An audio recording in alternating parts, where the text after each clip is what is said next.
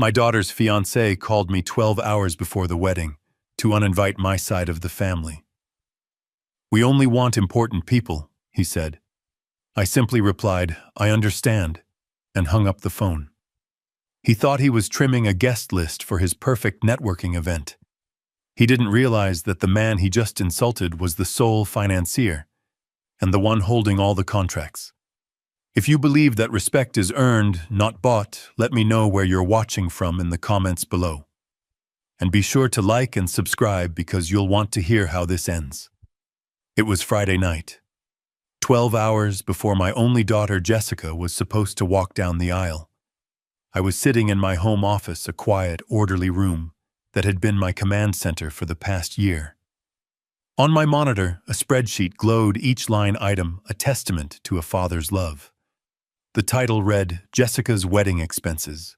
At the very bottom in bold was the final tally, $150,274.58. Beside it, two words that brought a quiet satisfaction to my chest: paid in full. Every deposit, every vendor, every last detail had been meticulously planned and settled. The venue, the caterer, the flowers flown in from Holland. All of it. For her. My phone vibrated against the polished oak of my desk. The screen lit up with a name that made my jaw tighten almost involuntarily: Carter Vance. I let it ring twice, a small act of resistance, before taking a slow, steadying breath and answering. He didn't waste time with pleasantries. Carter never did. His voice was clipped, devoid of warmth, the kind of voice that evaluates everything by its price tag. "David," he began, the name sounding less like a greeting and more like an item on a checklist. "We've reviewed the guest list one last time. There are a few adjustments." I said nothing. I leaned back in my leather chair, the familiar creak the only sound in the room. I pictured him in his sleek, minimalist apartment downtown, probably pacing on a Persian rug that cost more than my first car. He didn't wait for a response. "We're cutting some of the non-essentials." He continued, his tone as casual as if he were discussing trimming the fat from a budget report. And then he began to list them. The names. Each one landed like a physical blow. "The Hendersons," he said. "Our next-door neighbors. The people who had watched Jessica grow up, who had taught her how to ride a bike while I was at work, who had brought over casseroles for a week straight after my wife Laura passed away. Not exactly in our circle, you know." I remained silent, my knuckles turning white as I gripped the phone. "Your cousin Bob from Oregon," Carter went on. "Bit of a long way for him to travel for what will essentially be a formal event. Seems like an unnecessary expense on his part." Uncle Bob, who had already flown in that morning, who had called me from his hotel an hour ago, his voice booming with excitement to see his little Jessie get married. "And a few of your old work friends," he added with a dismissive wave in his voice. "I just don't see the synergy there. We need the room for some of my firm's senior partners. You understand." The line went quiet for a moment. He was waiting for me to argue, to protest. I could feel the smirk on his face from miles away. All I could manage was a single level question. "What's the reason, Carter?" A soft, condescending chuckle came through the receiver. It was the sound of someone who believed they held all the cards. And then he delivered the final fatal strike, the words that would echo in the silence of my home for the rest of the night. "We decided to streamline things. We only want important people there, David. This is a networking opportunity, not a family reunion."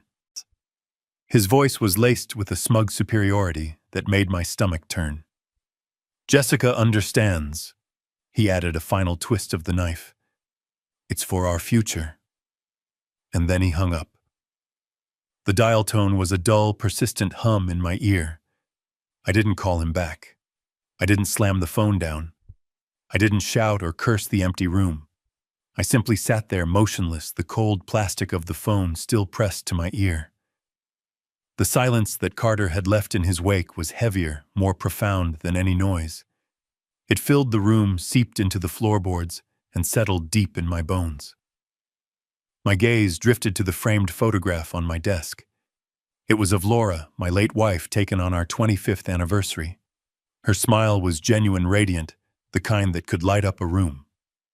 We had stood on a beach in North Carolina, the wind catching her hair, and I had felt like the luckiest man alive. When she was sick in those final quiet days, I had made her a promise. I held her frail hand in mine and whispered, "I'll take care of our girl. I'll give her everything she deserves." This wedding was supposed to be the fulfillment of that promise. That $150,000 wasn't just money. It was our retirement fund. It was the cross-country road trip we never took, the little seaside cottage we dreamed of buying. It was years of overtime, of careful saving, of shared dreams deferred, and now repurposed for our daughter's happiness. It was the last great gift from both of us. I slowly swiveled my chair around to face the large whiteboard on the opposite wall. For the past year, it had been my project board. It was covered in a perfectly organized array of sticky notes, printed contracts, and contact numbers. A complex web of logistics, florists, musicians, chefs, drivers. A flawless operational flowchart for what was supposed to be the happiest day of Jessica's life. As a retired logistics executive, this was my language. I understood supply chains, pressure points, and critical dependencies. I knew how to build a complex system from the ground up, and I knew with absolute certainty how to dismantle one. The pain in my chest, the raw, stinging wound of Carter's disrespect, began to subside. It was replaced by something else. A cold, quiet clarity. The kind of focus I used to have before a major product launch, when a single weak link could bring the entire operation crashing down. Carter had made a critical miscalculation. He had looked at me and seen a simple aging father-in-law, a checkbook, a non-essential. He had failed to understand that in any operation, you never ever insult your primary supplier. I reached for a black dry erase marker. My hand was perfectly steady. The hurt expression on my face slowly faded, replaced by a blank, impenetrable calm. My silence was not defeat. It was the moment a decision was made. It was the beginning of a new plan. My first call was not to my daughter. A conversation with Jessica would be a minefield of emotion, manipulation, and tears. I was not ready for that. Not yet. An operation requires a clear head. My first call had to be tactical. I looked at the whiteboard at the top of the command chain I had built. The name was written in neat black ink, Maria Flores, event coordinator. But she was so much more than that. She was Laura's best friend, my ally. I just didn't know how much of an ally she was about to become. I dialed her number, my thumb hovering over the screen for a second, before I pressed down. It was late, close to midnight, but I knew she would be awake, likely running on coffee and adrenaline, doing her final cross-checks. She answered on the second ring, her voice a familiar mix of professional energy and genuine warmth. "David, burning the midnight oil, I see. Don't worry, everything is perfect. The florist confirmed the early morning delivery, the caterer has the final head count, and the string quartet has their sheet music. We are ready for a beautiful day." Her cheerfulness was a stark contrast to the cold silence in my office. I took a moment, letting her words hang in the air, a picture of a wedding that no longer existed in my mind. "Maria," I began, my voice intentionally measured, stripped of the raw emotion churning inside me. "I need to tap into your professional expertise for a moment. I have a logistical question, purely theoretical." There was a pause on the other end of the line. I could almost hear the gears shifting in her mind from wedding planner to curious friend. "Theoretical. David, at this hour, the only thing theoretical should be how much champagne we're going to drink tomorrow. But go ahead. For you, anything." This was the critical part. I had to frame it correctly to remove myself from the equation and present it as a puzzle, a problem of supply and demand. "Imagine an event of this scale," I said, my eyes scanning the complex web of vendors on my whiteboard. "All suppliers are contracted. All payments have been made by a single client. Now, what happens contractually if that client needs to pivot the entire theme and purpose of the event at the 11th hour? Are the agreements tied to the specific nature of the occasion? In this case, a wedding, or are they tied simply to the delivery of the contracted services venue space for a set number of hours, a 5-course meal for 200 people, 10 hours of musical performance, and so on? The silence on her end was longer this time. When she finally spoke, her professional energy was gone, replaced by a cautious, knowing tone. Well, technically, she started slowly, a contract is for services rendered, as long as you're not canceling, and the core requirements remain the same: the date, the time, the location, the number of guests most vendors would be accommodating. A change in theme is just a change in decor and announcements. But David, she let my name hang in the air. This isn't theoretical, is it? Talk to me. It's 12 hours until the ceremony, and you sound like you're planning a corporate merger, not watching your daughter get married. What has happened? Her intuition, as always, was sharp. She had cut through my professional facade and seen the turmoil beneath. I let out a slow breath, a calculated release of pressure.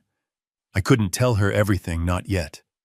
The full picture was still forming in my mind, its edges raw and undefined. But I had to give her something. "It's Carter," I said, allowing a hint of weariness to creep into my voice. "He has some last-minute ideas about the guest list. Drastic ones." "Drastic how?" She pressed her voice, losing its softness and taking on a protective edge. "What did he do to—" I thought of Uncle Bob in his hotel room. I thought of the Hendersons next door. The insult felt fresh, a raw wound.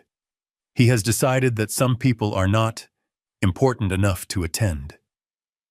The explosion on the other end of the line was immediate, a burst of indignant fury that I had been suppressing myself.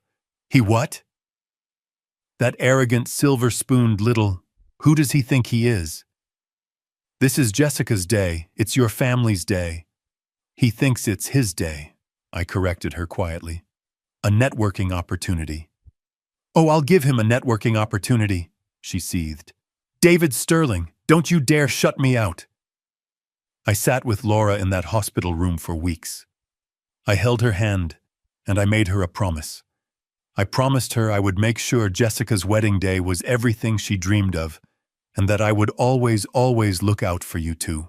Now, whatever that boy has done, whatever plan is starting to form behind that calm voice of yours, you tell me.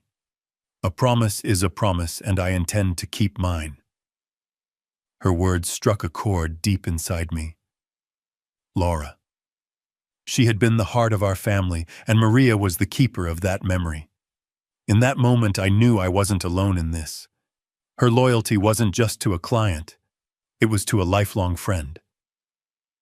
"I'm just exploring my options, Maria," I admitted, my voice softer now. "Before I decide on a course of action, I need to understand the full mechanics of the situation. I need to know the facts. Tell me from a contractual standpoint, who holds the power here?" Her response was instant, fierce, and unequivocal. It was the sound of a lock clicking open, a door swinging wide. "You do, David. 100%. I made damn sure of it from the very beginning. I've dealt with people like the Vances before, all flash and no substance. Every significant contract, from the $50,000 deposit on the grand estate to the last rose in the centerpieces, is in your name. Every single payment was made from the Sterling wedding account that you funded and you control. As far as every vendor in this city is concerned, Carter Vance is just the groom. You are the client. His name is on the fancy invitations, but your name is on the checks. You have all the authority. You have all the power. Full stop." I closed my eyes, absorbing the weight of her words. It was more than just confirmation. It was ammunition. It was the key. Carter thought he was the master of this universe he had created, but he was just a guest. A very loud, very arrogant guest in a house that I had built, a party that I was paying for. A faint smile touched my lips for the first time that night. It was not a happy smile. It was the smile of a strategist, who has just found his opponent's critical weakness. "Thank you, Maria," I said, and the warmth in my voice was real now. That's exactly what I needed to know. I ended the call, the silence in the room no longer feeling heavy and oppressive. It felt different now. It felt like potential. It felt like the calm before the storm. After the call with Maria, I didn't move for a long time. I just sat there in the encroaching darkness of my office, the only light coming from the pale, indifferent glow of the computer monitor. The power Maria had confirmed I held was a heavy thing, a tool I hadn't asked for, but now had to wield. My mind, now sharp and alert, began to work in a way it hadn't in years. It started connecting events, pulling long-forgotten threads from the fabric of the past year. Carter's call wasn't a sudden storm. It was the landfall of a hurricane that had been building strength far out at sea. The signs had all been there. I had just refused to see them. My gaze fell on a small wine rack in the corner of the room, and a memory surfaced so clear, it felt like it was happening right then. It was from a dinner 6 months ago, right here in this house. I had been so proud that night. I had cooked Laura's favorite meal, a slow-braised short rib, and opened a special bottle of Cabernet Sauvignon from a small Napa vineyard Laura and I had visited on our last anniversary. It wasn't wildly expensive, but it was full of meaning. I poured a glass for Carter, explaining the story behind it. He held the glass up to the light, swirled it with the exaggerated flourish of a man who has watched movies about wealthy people, and took a small, performative sip. He let the wine sit on his palate for a moment, before swallowing. Then he looked at me, a thin, condescending smile playing on his lips. "Oh," he said, his voice dripping with false praise. "A California cab. That's cute. Cute." The word hung in the air, a small sharp dart. It wasn't just an insult to the wine. It was an insult to the memory, to my taste, to me. I saw Jessica flinch, just for a second, and force a brittle laugh. "Carter be nice," she'd said, but her voice lacked any real conviction. I remember simply nodding, changing the subject, telling myself he was young from a different world, a world where things were judged by their price tag, not their story. I had chosen peace over pride. Now, sitting in the dark, I realized it for what it was, a test. A small jab to see if I would react. When I didn't, he knew he could push further. The silence of the house pressed in on me, and another memory bloomed. This one was more recent, from a summer barbecue in the backyard. The yard Laura had spent 2 decades turning into a paradise of rose bushes and hydrangeas. Carter's parents were there. His mother, Cynthia Vance, a woman who seemed permanently embalmed in expensive perfume and disapproval, was walking through the garden with Jessica. I was at the grill flipping burgers, close enough to overhear. Cynthia put a perfectly manicured hand on my daughter's arm. "Darling," she'd said, her voice loud enough for me to hear clearly. "After the wedding, you simply must convince your father to sell this cozy little place. It's just a bit too cramped for the kind of entertaining you and Carter will be doing, don't you think?" Cozy, cramped. The words were wrapped in a silken tone, but they were daggers. This house, the one I had built with my own 2 hands with my father, the home where I had raised my daughter and held my dying wife, was being dismissed as inadequate. It was the backdrop of my entire life, and she was talking about it like an old piece of furniture that needed to be discarded. I remember the smoke from the grill stinging my eyes, or maybe it was something else. I saw Jessica look over at me, a flicker of embarrassment in her eyes, before she quickly looked away. "Oh, I don't know, Mrs. Vance," she'd mumbled. "It's home." But the protest was weak, easily swept aside by Cynthia's dismissive laugh. I had said nothing. I just kept flipping the burgers, the heat of the coals a poor match for the anger burning in my gut. I had told myself I was keeping the peace. I was preventing a scene. But the truth was, I was letting them erase me, erase Laura, one polite, venomous comment at a time. I stared at my desk, at the neat stacks of paper and the pens arranged in a perfect row. my organized analog world. The final memory hit me then, the one that felt the most personal. It was a Saturday afternoon, a few months back. I had taken on a small freelance consulting project, a complex market analysis for a former colleague. It felt good to use my old skills again. I was excited, proud of the work. I had the final printout spread across the dining room table, dozens of pages of data and charts. Carter had come over to pick up Jessica. He was on his phone barking orders at someone and walked into the dining room without looking up. He reached across the table for the sugar bowl, and his elbow caught the edge of my full coffee mug. It tipped over a wave of dark brown liquid washing over my work. The ink bled, the charts warped. Weeks of work ruined in an instant. "Whoops," he said, barely glancing down. "Sorry about that." He grabbed a napkin and made a useless dab at the spreading stain. Then he looked at me and shrugged, a picture of casual indifference. "It's all on the cloud now anyway, right?" He hadn't just spilled my coffee. He had dismissed my work, my methods, my entire professional life's experience as obsolete. He had treated something I was proud of as meaningless clutter. I had stood there, speechless, a roll of paper towels in my hand, and watched him lead Jessica out the door, her arm linked in his. I had told myself it was an accident, that he was just a careless, self-absorbed young man who lived in a digital world I only partially understood. But now, in the profound, clarifying silence of my office, I saw the truth. These weren't disconnected incidents. They were a pattern, a systematic campaign of belittlement. The wine, the house, the paperwork. Each one was a calculated act of disrespect designed to test my boundaries, to see how much I would tolerate for the sake of my daughter's perceived happiness. Each time I had stayed silent, each time I had chosen peace, I had sent them a clear message that I was not important, that my feelings, my home, my work, and my memories were all expendable. The phone call tonight wasn't a beginning. It was a conclusion. It was the final move in a game they were sure they had already won. They were wrong. I was still sitting in the dark when my phone lit up, casting a pale blue glow across my desk. The sharp, familiar ping of a text message cut through the heavy silence. For a fleeting moment, a foolish spark of hope ignited within me. Maybe it was Carter calling to apologize, to say it was all a terrible mistake.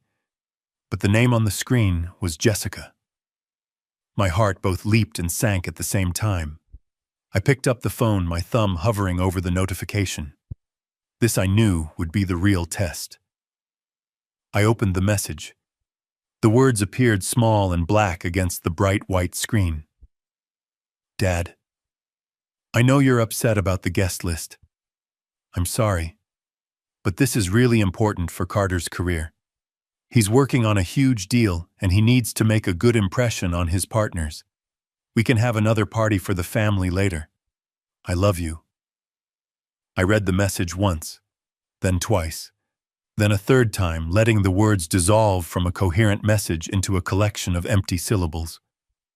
The initial apology, "I'm sorry," was a hollow gesture, immediately erased by the word that followed it, "but." And that single word was a wall, a barrier between her and me, and on the other side of it stood Carter. It wasn't her voice. As I read the words, I couldn't hear my daughter at all. The Jessica I raised, the girl who rescued stray animals and cried during sad movies, would never have written this. The language was cold, transactional. Important for his career. Huge deal. Make a good impression. It was corporate speak. It was the language Carter used when he talked about acquisitions and mergers. And now he had successfully merged my daughter's voice with his own. He wasn't just marrying her. He was assimilating her, replacing her empathy with his ambition. And then there was the line that truly broke something inside me. "We can have another party for the family later." The casual cruelty of it was breathtaking. It was a consolation prize, a separate, lesser celebration for the people deemed unworthy of the main event. I pictured it instantly, a sad little barbecue in my cramped backyard while Carter and his important people clinked champagne glasses in a grand ballroom that I had paid for. We were not being included. We were being segregated. My family, the people who had loved her unconditionally since the day she was born, were being offered the scraps from the table. The suggestion was not a compromise. It was a profound insult, a clear declaration of our diminished worth in her new shiny life.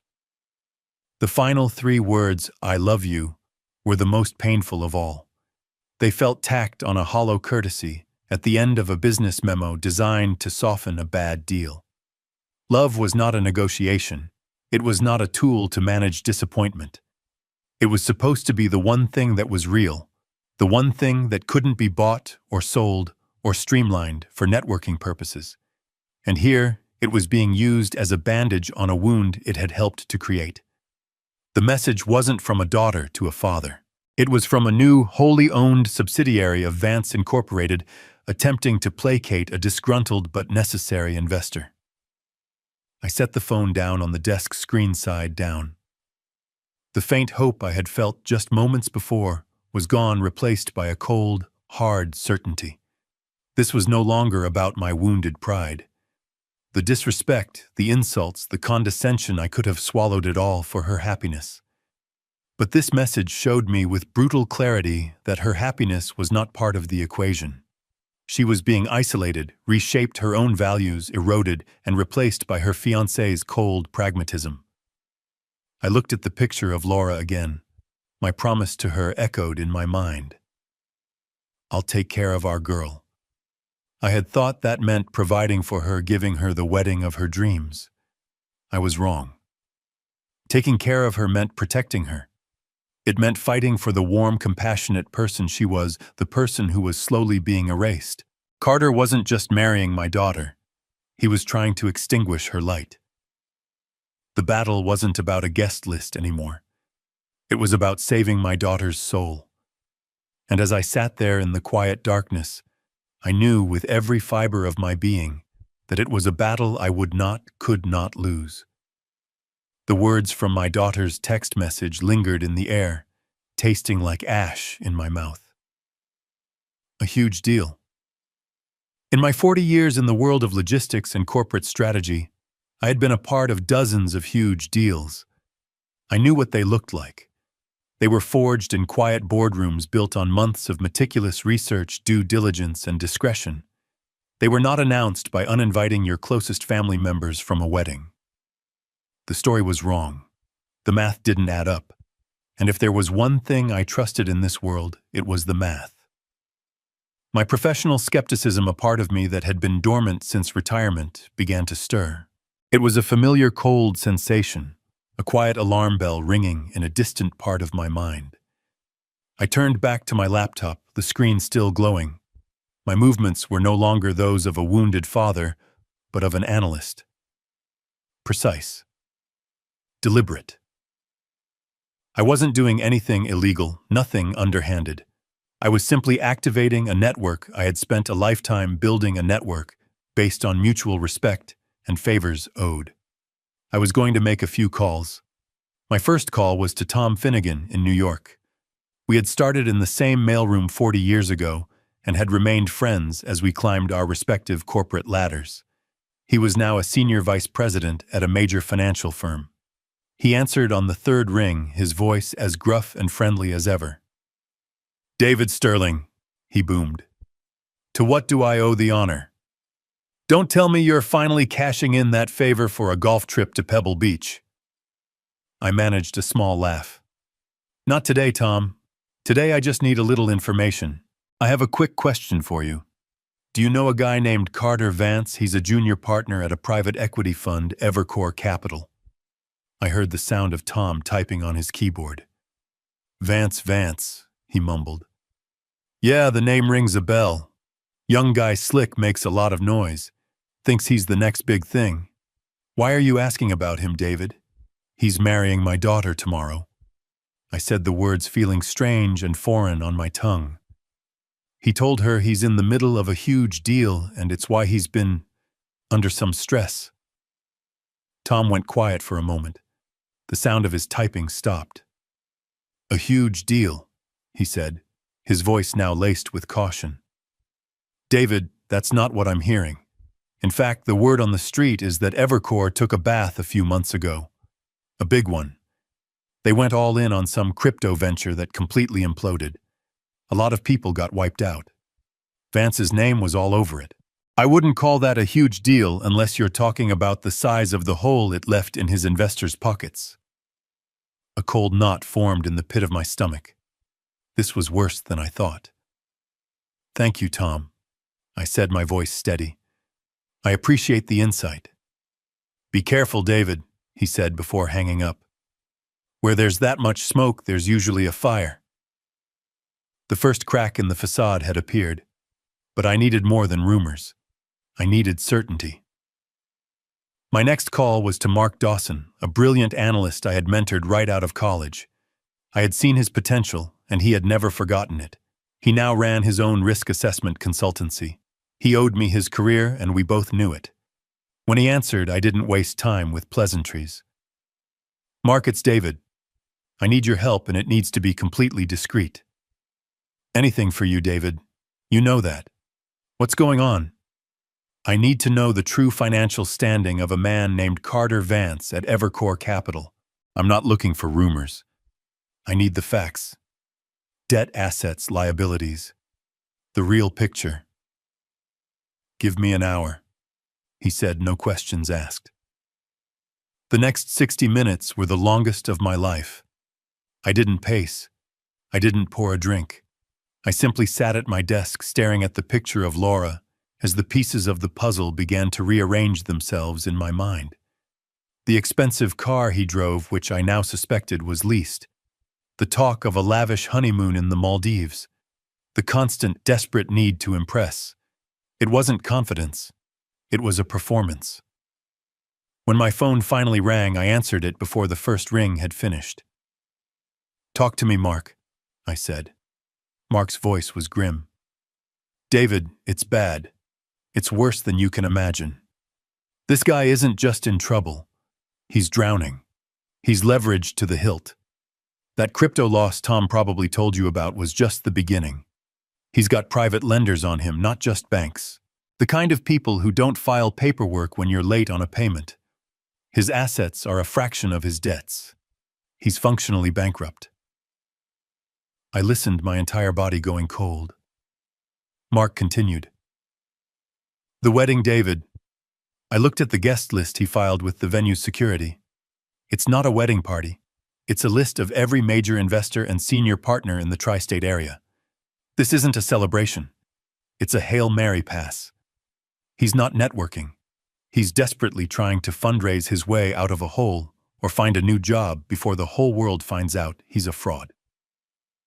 And then it hit me. The final devastating truth. The last piece of the puzzle that made the entire horrifying picture complete. Jessica. My daughter. She wasn't his partner in building a future. She was his collateral. She was the beautiful, respectable, Ivy League-educated bait in his elaborate trap. Her love, her trust, her good family name, these were the assets he was leveraging to save himself. He was selling a lie, and my daughter was the prize inside the box. I heard Mark saying my name, asking if I was still there. "Thank you, Mark," I managed to say, my voice a hoarse whisper. "You've told me everything I need to know." I ended the call and slowly, deliberately closed my laptop. The soft click echoed in the silent room like the cocking of a gun. The pain, the sorrow, the sting of personal insult. It all vanished, burned away in a flash of white-hot clarity. What was left was something pure cold and diamond hard. My face in the dark screen's reflection was a mask devoid of all emotion, a strategist assessing the battlefield. The mission was no longer a matter of pride or revenge. It had become a tactical operation with a single non-negotiable objective. Objective: extract my daughter from a hostile and fraudulent engagement. Asset at risk, her entire future. Enemy combatant, a desperate, cornered con man who had mistaken my love for weakness. The time for quiet tolerance was over. The time for decisive action had begun. With the cold, hard truth settled in my mind, my purpose was absolute. The time for reflection was over. It was time for action. I picked up my phone, my fingers dialing Maria Flores's number, before I had even consciously decided to. There were no more hypotheticals, no more carefully worded questions. This was a call to a trusted ally, a call to arms. She answered immediately, her voice tight with worry. "David, I've been staring at my phone hoping you'd call. Tell me what's happening." I stood up from my desk, the strategist in me taking over completely. I began to pace the length of my office, the words coming out in a low, steady, and resolute tone. "Maria, it's David. I know the truth now. It's far worse than a guest list. Jessica is walking into a trap. The man is a fraud." I laid it all out for her, sparing no detail. I told her about Carter's catastrophic losses in the market, the mountain of debt he was hiding, the private lenders who were circling him like sharks. I explained that the wedding, this grand, expensive affair, was nothing more than a desperate last-ditch attempt to find a financial lifeline, a performance designed to lure in a savior before his world collapsed. I told her that my daughter wasn't his partner. She was his collateral. On the other end of the line, Maria was silent. I could hear her breathing a sharp intake of air as the full, ugly picture came into focus. Her silence was not one of shock, but of simmering rage. When she finally spoke, her voice was a low, dangerous growl, the voice of a mother bear whose cub has been threatened. "That bastard," she hissed, the words laced with pure venom. "That manipulative, parasitic bastard. I knew there was something wrong with him. I felt it from day one." She took a deep, angry breath. "Okay, David. He is not getting away with this. He is not going to ruin that girl's life. Not while I'm breathing. So you tell me. What is the plan? I'll handle the vendors. We are in this together until the very end." Her unwavering loyalty was a shot of adrenaline to my heart. "Thank you, Maria," I said, my voice resonating with a new strength. "I knew I could count on you. And you're right. We're not going to let this happen." "So we call everyone and cancel?" she asked, ready for action. "It'll be chaos, we'll lose most of the deposits, but we can burn it all to the ground if we have to." I walked over to the large whiteboard, the map of my daughter's wedding, and uncapped a black marker. "No," I said firmly. "Canceling is messy. It's a retreat. We would lose the deposits and it would give him the satisfaction of having destroyed something. We're not going to retreat. We are going to attack." I looked at the board, at the network of vendors and timelines. "We are going to conduct a hostile takeover of the wedding itself." I could hear Maria's sharp intake of breath on the phone. "A hostile takeover?" She repeated the words, sinking in. A slow smile spread across her voice. "Oh, David, I've missed this side of you. The logistics genius. Tell me everything." I put her on speakerphone, setting the phone down on my desk. "The entire event is a fully funded operational asset." I began, my marker starting to move across the board. "All systems are go. The venue is secured. The catering is paid for. The staff is hired. The orchestra is booked. Carter thinks he's the CEO of this event, but he's forgotten the most important rule of business. The one who pays the bills is the one who owns the company." I drew a large X through the words "Jessica and Carter's wedding" at the top of the board.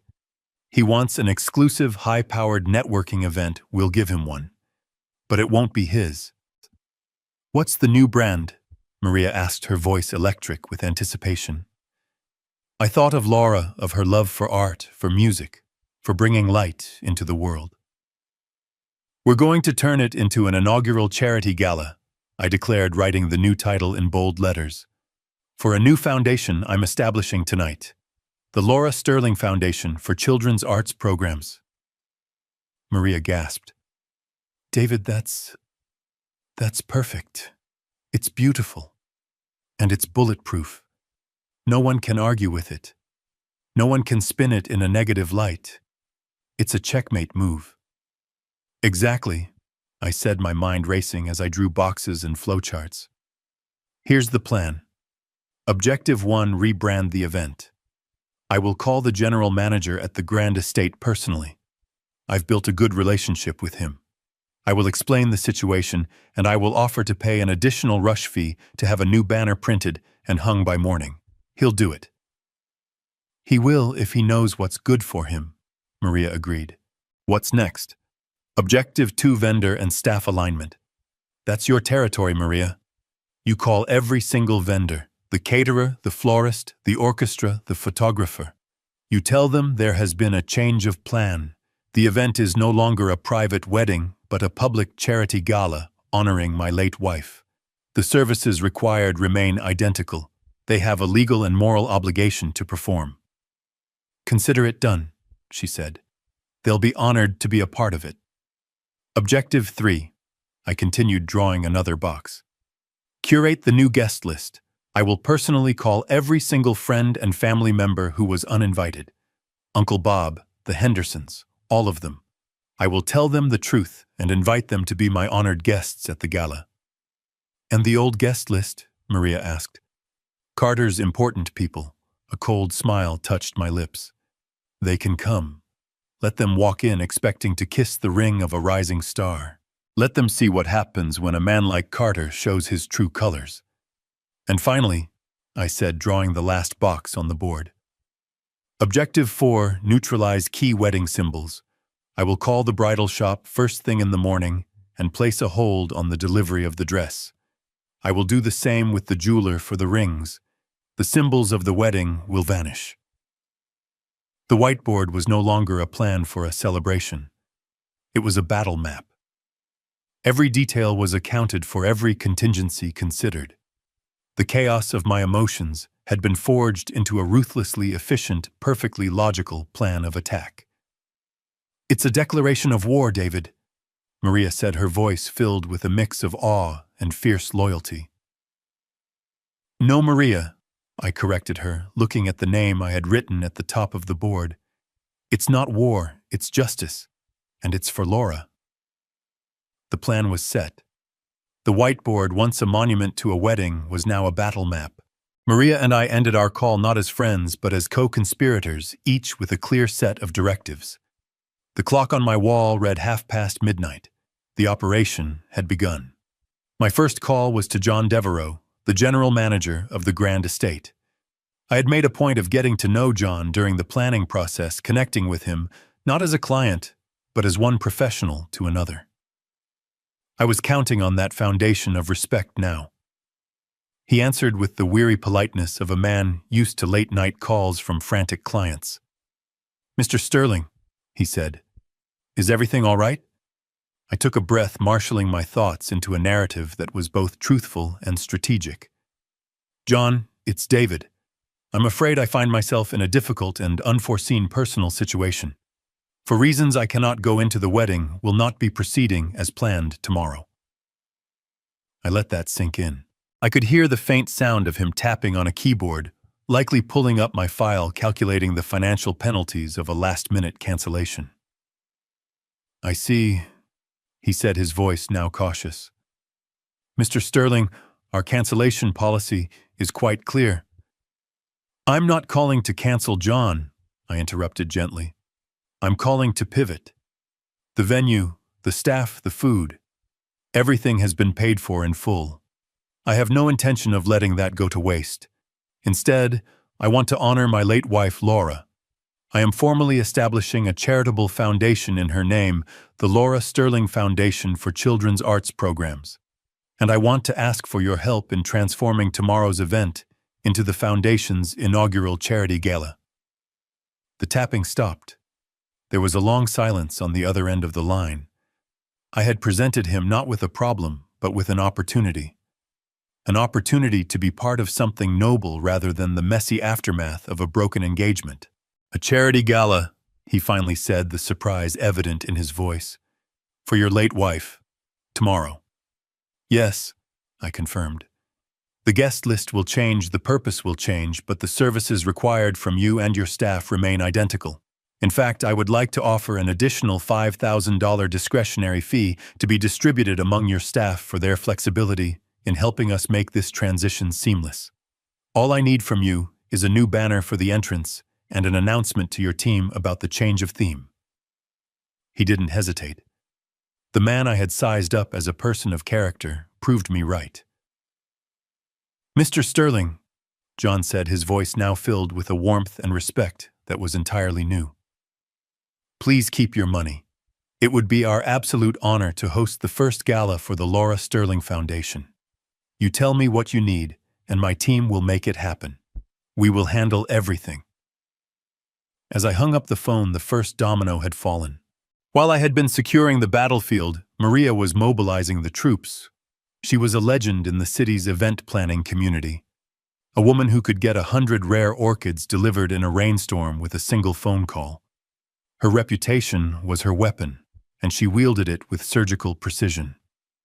I could picture her in her own office, a whirlwind of focused energy working through her list. She called the caterer first.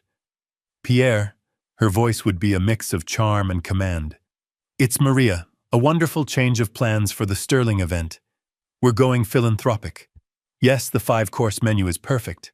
The pan-seared scallops will be a highlight. Just be prepared for a few heartfelt speeches. It's for a beautiful cause." Next, the florist. "Sarah, darling, all those thousands of white roses, they are no longer for a wedding. They are for a tribute to an incredible woman named Laura Sterling. I need you to work your magic. Can you incorporate some of her favorite flowers, white lilies, into the main ballroom arrangements? The family would be so deeply touched." Of course Sarah would. She moved down the list. The orchestra leader was told that his music would now be the backdrop for an elegant fundraiser, not a first dance. The photographer was instructed to focus on candid moments of generosity, not staged wedding poses. With each call, Maria wasn't just relaying new instructions. She was weaving a new story. A story of a dignified family turning a moment of private difficulty into an act of public good. No one said no. In fact, most were moved. The caterer offered to add a complimentary dessert course.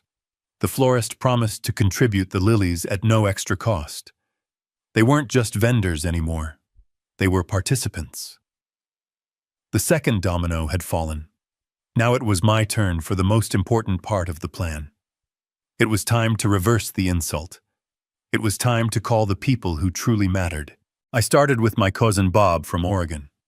The man who had flown across the country, the man Carter had dismissed as an unnecessary expense. "Uncle Bob," I said, when he answered, my voice thick with an emotion I didn't have to fake. "It's David. I'm so sorry to be calling you this late." "David, what's wrong, son? Is everything okay with Jesse?" he asked, his voice filled with genuine concern. "Things have changed, Uncle Bob," I said, choosing my words carefully. "The wedding, it's not going to happen." "Oh, Lord," he breathed. "What can I do? I'm here. Whatever you need."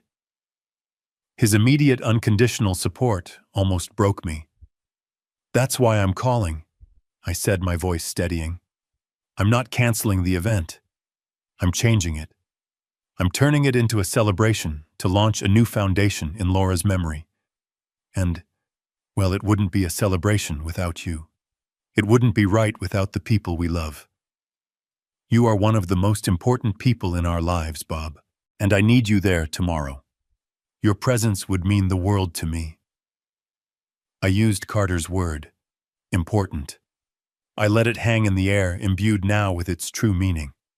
I heard a choked sob on the other end of the line. "David," he said, his voice cracking, "I wouldn't miss it for the world." One by one, I made the calls. I called the Hendersons next door and told them I needed my neighbors with me. I called my old friends from work and told them their friendship was the foundation of my life. With every call, I was undoing the damage Carter had done rebuilding the community he had tried to shatter.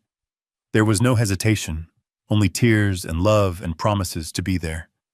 The third and most important domino had fallen. The final moves were cold, tactical, and designed to disarm the enemy completely. My last two calls were made just before sunrise. The first was to the upscale bridal boutique in the city. A crisp, professional voice answered. "This is David Sterling," I said, my tone shifting to that of the no-nonsense executive I once was. "I am the father of Jessica Sterling. I'm calling regarding order number 74B for a wedding dress. There appears to be a significant discrepancy with the final payment authorization on my American Express card. I need you to place an immediate and indefinite hold on the scheduled 9 a.m. delivery." "A payment discrepancy, sir?" the woman asked, confused. "Our records show the payment was approved." "Your records are incorrect," I stated with an authority that allowed no room for argument. "My bank has flagged the transaction as potentially fraudulent. Do not under any circumstances release that dress until you receive a direct verbal and written confirmation from me." "Am I understood?" "Yes, Mr. Sterling," she said, now flustered. "Of course, I'll hold it immediately." I did the same with the jeweler, citing a similar fabricated issue with the payment for the wedding rings. The two most powerful symbols of the wedding, the dress and the rings, had now been neutralized. They were locked away, inaccessible. The fourth and final domino had fallen. I hung up the phone and looked at my whiteboard. The once daunting list of tasks now had a check mark next to every item. Outside, the first pale light of dawn was beginning to break across the sky. The night was over. The plan was in motion, and there was no turning back. The sun rose on Saturday morning, bright and unforgiving. It was the kind of beautiful, crystal-clear day that poets write about, the kind of day that promises new beginnings. I imagined the light spilling across the perfectly manicured lawns of the grand estate, glinting off the fountains, and warming the old stone of the manor. A perfect day for a wedding. Or in this case, for a reckoning. I was already there, not at the main entrance, but in a small office the manager John had lent me, watching the security feed on a small monitor. At precisely 10 o'clock, a long black limousine purred up the sweeping gravel driveway. It was exactly the kind of ostentatious, tasteless vehicle I expected Carter to hire. The door opened and he emerged. He was the very picture of triumph, dressed in a tuxedo that was so perfectly tailored it looked like a costume. He adjusted his cufflinks, a smug, proprietary smile plastered on his face as he surveyed the estate. He was not a groom filled with love and nervous excitement. He was a conqueror arriving to claim his territory. My daughter Jessica stepped out after him. She looked beautiful, of course, but there was a fragility about her, a nervous energy behind her practiced smile. She was clutching her phone, likely still waiting for a call from the bridal shop about her dress. Behind them came Cynthia Vance Carter's mother, her expression a perfect mask of condescending pride. She looked at the uniformed staff standing by the entrance as if they were pieces of furniture. "Well, darling," Carter said to Jessica, his voice booming with false confidence as he wrapped an arm around her shoulders. He gestured grandly toward the magnificent archway of the main entrance. "We're here. The beginning of everything we talked about." They all looked up, their faces tilted towards the sun, expecting to see a banner proclaiming their victory, their union. They expected their names, Jessica and Carter, written in elegant script for all the world to see. But that is not what they saw. Instead, hanging in the place of honor was a massive, impeccably designed banner. It was a deep, dignified navy blue, the kind you see at university graduations or prestigious institutions. And on it, in brilliant, shining gold leaf lettering, were words that did not belong in their world. Words that told a different story.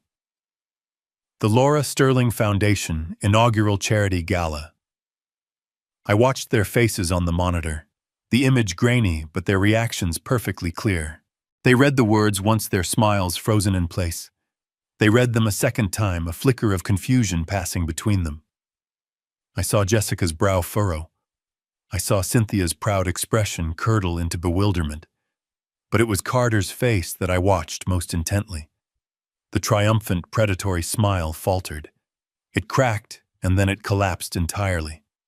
The color drained from his cheeks, leaving behind a sickly pale sheen. The confidence evaporated, replaced by a raw, naked panic. The ground beneath his feet, which he believed he owned, had just dissolved into thin air. He stared at the banner, his mouth slightly agape, as if the words were in a foreign language he couldn't comprehend. Finally, he found his voice, not the booming command of a moment ago, but a choked, furious whisper that was swallowed by the perfect morning air. "What the hell is this?" I stood in the grand foyer of the estate, not as a guest, but as the host. The tuxedo I wore felt less like a costume and more like armor. At my side was Maria, a steadfast general surveying our victory. The hall was beginning to fill, not with strangers and investors, but with family, with friends. Uncle Bob was holding a glass of champagne, his booming laugh echoing off the marble floors. The Hendersons were talking with my old colleagues, their faces bright with warmth and genuine happiness. The air was filled with the sound of real connection, the sound I had been so afraid of losing forever. Then the great oak doors burst open. Carter stood there, silhouetted for a moment against the bright morning sun. His perfectly tailored tuxedo was rumpled, his face a mask of crimson rage. He stormed into the foyer, his polished shoes slipping slightly on the marble. Jessica and his mother trailed behind him, their faces pale and stunned. He stopped a few feet in front of me, his chest heaving. "What have you done?" He spat, his voice a low, vicious snarl. "What in the hell have you done? You've ruined everything." I looked at him, not with the anger he expected, but with a profound and quiet pity. Maria placed a steadying hand on my arm, but I didn't need it. I had never felt more grounded in my life. "No, Carter," I said, my voice calm and clear, cutting through his rage. "I haven't ruined anything. I've simply corrected it. I just changed the guest list." You what?" he stammered, bewildered. "You said you only wanted important people here." I continued, my gaze sweeping across the room, acknowledging my friends, my family. "So I took your advice. I made a new list. To me, these are the important people." I gestured to Uncle Bob. "That man over there drove 12 hours to teach my daughter how to fish when she was 10. He held her on his shoulders so she could see the fireworks. He is important." I nodded towards the Hendersons. That couple. They held Jessica's hand on her first day of school when she was afraid to let go of mine. They sat with me in the hospital waiting room for 18 hours when Laura had her appendix out. They are important. These people, Carter, are the architects of my daughter's childhood. They are the ones who loved her for who she was, not for what she could do for their careers. They are the price of admission to her life, and you, it seems, can't afford it. Just then, a new group of guests began to arrive. Sleek older men in expensive suits, their wives dripping with diamonds. Carter's important people. They stopped in the doorway, their eyes taking in the strange scene, the charity banner, the enraged groom, and me standing calmly at the center of it all. I turned from Carter, dismissing him completely, and greeted the newcomers with a gracious smile. "Gentlemen, welcome," I said, extending a hand. "David Sterling, thank you so much for coming to support the inaugural gala for the Laura Sterling Foundation. Your generosity is deeply appreciated." They looked from me to the sputtering, red-faced Carter and back again. Confusion warred with professional caution on their faces. They were men who understood power, and in that moment it was clear who held it. I turned back to my daughter. Jessica was standing frozen, her eyes wide with shock and a dawning, horrifying understanding. I stepped towards her, pulling a thin folder from the inside pocket of my jacket. I didn't throw it at her. I offered it gently. "Jessica," I said softly, my voice for her and her alone. "Before you make any decisions today, you deserve to know the truth." She took the folder, her hands trembling. Inside were the printouts Mark had sent me, a simple, brutal accounting of Carter's financial ruin. "I paid for a celebration, sweetheart," I whispered. "Not for a business rescue." One of Carter's potential investors, a man with cold, calculating eyes, had moved closer. He overheard my words, and his gaze sharpened on Carter, not with anger, but with the quiet, final contempt of a predator who has just spotted fatally wounded prey. He exchanged a subtle, knowing glance with another partner. In that silent professional exchange, Carter's career, his entire future built on lies, was executed. It died not with a bang, but with a quiet, collective turning of backs. Cynthia Vance began to shriek something about lawyers and lawsuits, but her voice was just pathetic, irrelevant noise in the grand hall. I looked at my daughter. Her eyes were locked on the papers, tears streaming down her face, washing away the last of the illusion. "The dress is still at the shop, Jessica," I said, my voice gentle again. "The rings are in the safe. They are all waiting for you. You can leave here with him and start your new life. Or you can stay here with your real family, the people who truly love you, and help me build a beautiful legacy in your mother's name. The choice is yours." For a long moment she didn't move. She just stared at the proof of Carter's betrayal in her hands. Then she let the folder drop to the floor. The papers scattered around Carter's expensive shoes like fallen leaves. She looked at him, really looked at him, and saw him for the first time, a desperate, hollow man. Then she looked at me, and she came home. She took a step, then another, and then she was in my arms, her body shaking with sobs, clinging to me as if she were a little girl again. I held her tight, my own eyes burning with tears, and knew that I had kept my promise to Laura. The rest of the day was not what anyone had planned, but it was perfect. The gala was a resounding success. Carter and his mother vanished, swallowed by the shame of their own making. The hall, which was meant to be a stage for corporate ambition, was instead filled with laughter and heartfelt conversations. It was filled with love. I watched Jessica for most of the afternoon. After the tears had passed, something new emerged in her. A lightness, a strength I hadn't seen in years. The heavy burden of Carter's expectations had been lifted, and my daughter, my real daughter, was back. We stood side by side at a small table handing out pamphlets about the new foundation's mission. She was talking to a young girl from a local children's home, her face animated and full of a genuine warmth that had been missing for so long. She caught me watching her and smiled, a real, unpracticed smile that reached her eyes. "Mom would have loved this," she said softly. "She would have been so proud of you tonight." I replied, my voice thick with emotion. She reached out and squeezed my hand.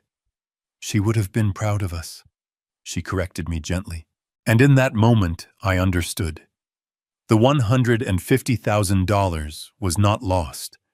It had not been spent on a wedding at all. It had been an investment.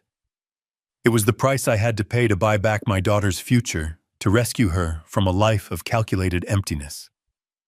It was the seed money for a new legacy, one built not on impressing important people, but on making a difference in the lives of others. As I stood there, surrounded by the happy chatter of the only people who had ever truly been important, I realized this was the richest I had ever been. This story teaches a profound lesson about the nature of respect and the power of quiet action.